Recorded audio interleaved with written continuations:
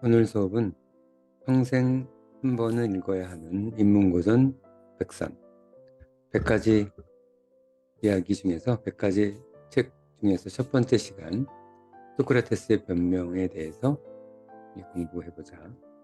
소크라테스는 책을 한 권도 안 썼기 때문에 소크라테스의 이야기를 플라톤이 정리해서 쓴 책이 되겠지.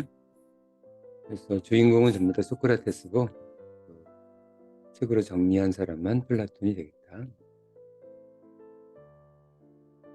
첫 번째 시간 소크라테스의 변명. 이 전체적으로 내용을 리뷰하는 것이 아니라 어떤 책에 있어서 그러니까 소크라테스의 변명이란 책에서 특정 부분만 공부하게 될 거야. 왜냐하면 전체적으로 리뷰를 하게 되면 선생님이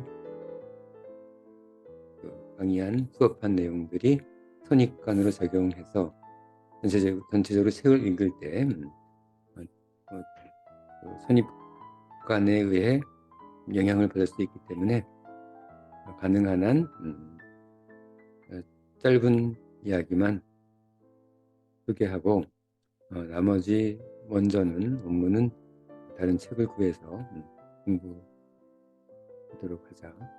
자, 오늘 소크라테스의 변명 플라톤에서 두 가지 이야기만 공부하게 될 거야. 자, 어떤 이야기가 나올지 한번 시작해보자.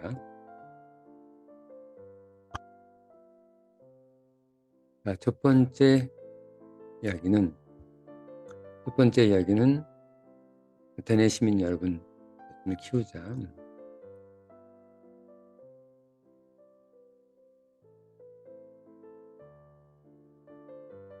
소크라테스의 변명이란 책이 어떤 책인지 한번 느끼면서, 그리고 어떤 내용이 책에 수록되어 있는지 잘 생각하면서 들어보자.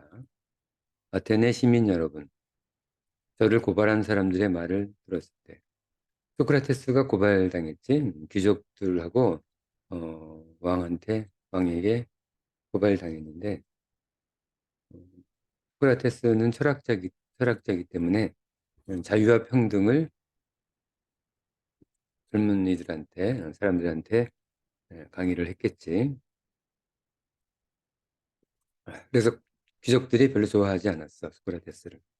2500년 전 이야기니까 왜 고발을 당하고 왜 사형을 당했는지 정확한 이유는 잘 모르겠지. 하지만 어쨌든 고발을 당해서 사형을 당할 위기에 있는 상황이다.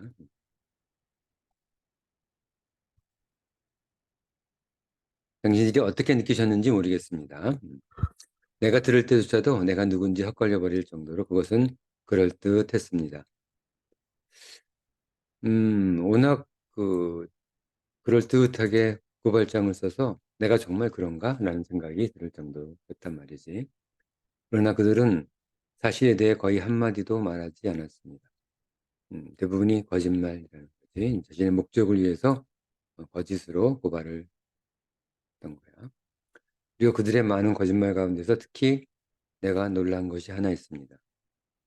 그것은 내가 그럴듯하게 꾸며서 말을 잘하고 설득력 있는 연설자이니 속지 않도록 조심해야 한다고 말했던 것입니다.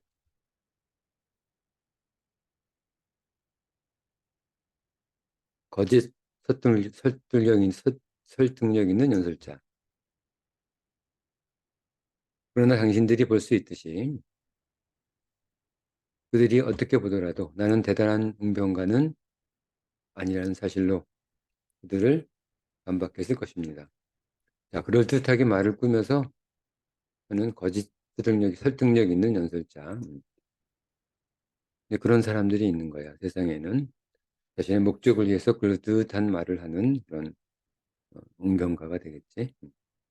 그러나 당신들이 볼 수 있듯이 그들이 어떻게 보더라도 나는 대단한 웅변가는 아니라는 사실로 그들을 반박했을 것입니다. 자기가 진실을 말하는 사람을 설득력 있는 웅변가로 정의한다면요. 두 번째 웅변가의 종류가 나오지. 진실을 말하는 사람을 설득력 있는 응변가로 생각한다면 이야기는 달라집니다. 그렇다면 자신이 응변가이긴 하다는 거지. 그것을 의미한다면야 나는 그들과 다르다는 것을 주장할 것이지만 나 또한 한 종류의 응변가일 것입니다. 말은 잘 못하지만 진실을 말하고 있기 때문에 응변가의 한 종류일 것이다. 어쨌든 그들은 진실을 거의 말하지 않았습니다. 그러나 당신은 저에게서 모든 진실을 들을 것입니다. 자, 세상 사람들은 진실을 거의 말하지 않는 사람이 있고 또 어떤 사람들은 진실을 말하는 사람이 있다는 얘기지. 사람의 두 가지 종류다. 어쨌든 아테네 시민 여러분, 나는 제우스 신에게 맹세합니다. 당신이 나에게서 듣는 것은 그들의 주장과 같은 거짓 문구로, 그들은 거짓 문구로 장식된 것, 거짓 문구로 장식된 말들을 사용하는 그런 사람들이 있고, 반면에 나는 꾸밈없는 평범한 말로 말할 것이고, 꾸밈없는 평범한 말. 이는 내가 말하고 있는 것이 옳다고 믿기 때문입니다. 그리고 당신 중 누구도 나로부터 그 이상의 변론을 기대하지 않는 것이 좋습니다. 꾸밈없는 평범한 말, 이것으로 충분하다는 거야. 우리는 사람들을 설득할 때 막 과장되고 미사여구를 쓰고 필요하다면 거짓도 섞어서 설득을 하는 것이 훌륭한 응변가로 생각이 될 수도 있지만 어, 결국은 아주 평범한 말로 꾸밈없는 평범한 말로 진실된 말을 꾸밈없이 하는 그런 방법이 진정한 응변가, 진정으로 사람들을 설득시킬 수 있는 방법이라고 소크라테스가 얘기하고 있다. 그래서 이번 짧은 이야기에서는 우리가 사람들을 설득시킬 때 우리는 미사여구나 이런 것들 하지 말고 꾸밈없는 평범한 말로 어, 진실된 태도와 말을 보이라라고 얘기하고 있다. 자, 이게 첫 번째 이야기야. 자, 두 번째 이야기 보자. 소크라테스 변명에서 나오는 두 번째 이야기. 자, 이번에는 소크라테스의 변명 거의 뒷부분의 내용이다. 소크라테스의 꿈이 무엇인지 자신의 꿈에 대해서 얘기하고 있어. 자, 그러나 이것은 내가 사람들에게 바라는 전부입니다. 자신의 꿈이지. 내가 사람들에게 바라는 전부. 자신의 꿈은 이렇다는 거야. 여러분, 내 아들들이 어른이 되면 내가 여러분에게 했던 것처럼 괴롭히고 또 괴롭혀 주십시오. 뭐 아무 이유 없이 자신의 아이들을 괴롭히라는 얘기는 아니겠지. 뭐 어떻게 하면 괴롭혀 주십시오. 괴롭힌다는 얘기가 혼내주라는 얘기지 결국은. 그들이 올바르고 선한 일보다 그 밖에 어떤 것을 중요시하거나 뭐 돈이나 명예나 뭐 권력이나 이런 것들을 중요시하거나 그러면 혼내주라는 얘기야. 두 번째는 보잘것없는 자신들을 대단한 것으로 오해한다면 자신이 뭐 대단한 사람인 것처럼 착각을 하면 오만해지는 것이 거만하고 오만해진다면 혼내주라는 거야. 첫 번째는 올바르지 않은 일을 하면 혼내주라. 거만하면 혼내주라. 그리고 세 번째는 그리고 자신이 조심해야 할 것을 주의하지 않는다면 자신이 조심해야 할 것을 주의하지 않는다면 조심해야 할 것은 뭐 법률과 도덕과 규칙 과 같이 우리 사람으로서 우리 공동체 일원으로서 지켜야 할 것들이지 그런 것들을 지키지 않는다면 주의하지 않는다면 남에게 피해를 주는 일을 하게 된다면 그런 얘기야. 어떻게 혼내주라고? 소크라테스는 너 자신을 알라. 자기 성찰에 대해서 항상 얘기했던 사람이지. 이런 말을 하면서 혼내주라는 거, 혼내주라는 거야, 자기 아이들한테.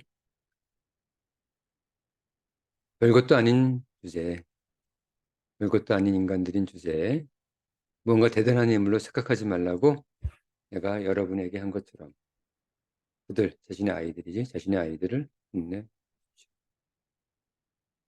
소크라테스도 자신의 제자나 그 주위에 모인 사람들이 이제 세 가지 올바르고 선한 일을 하지 않거나 다른 것들도 중요시하거나 거만하거나 지켜야 할 것을 지키지 않으면 이렇게 혼내줬던 것 같아. 뭐라고 하면서 대단한 인물로 착각하지 말라.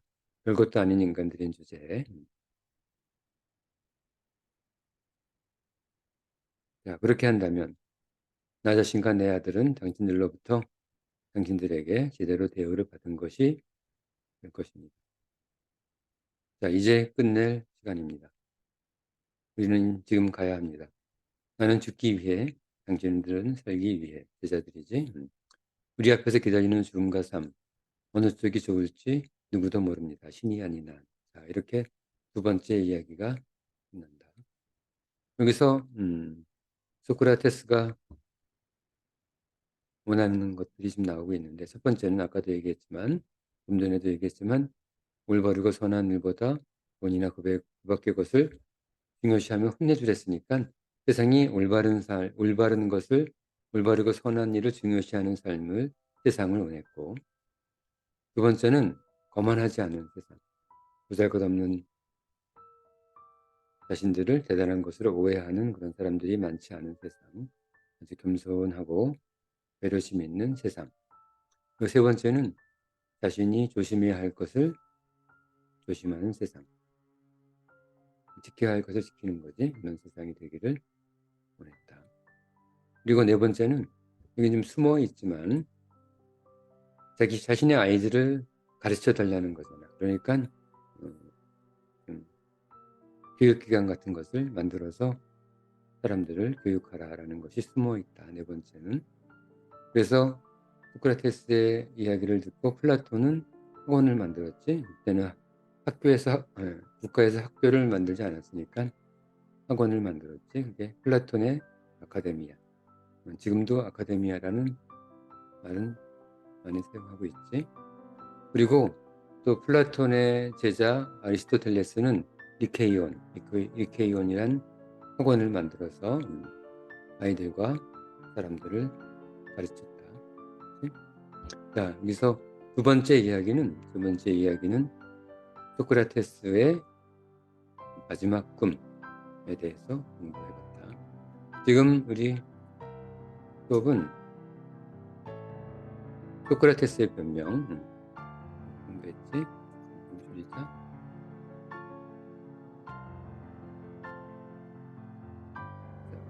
평생 한 번은 읽어야 하는 인문고전 100선에서 첫 번째 시간이었다. 소크라테스의 변명을 통해서 이 소크라테스의 변명이란 책이 어떻게 구성되어 있고 어떤 내용이 주로 실려 있는지 간단하게 공부해 봤으니까 아주 책 전체 중에서 아주 굉장히 일부만 공부했겠지. 나머지 것들은 선생님 수업하는 내용을 잘 기억하면서 다음에 기회가 있으면 평생 한 번은 읽어야 하는 책이다. 그렇지? 소크라테스의 변명 자, 기억해 뒀다가 도서관이나 서점에 가면 꼭 선택해서 읽도록 하자. 자, 오늘 수업은 여기까지.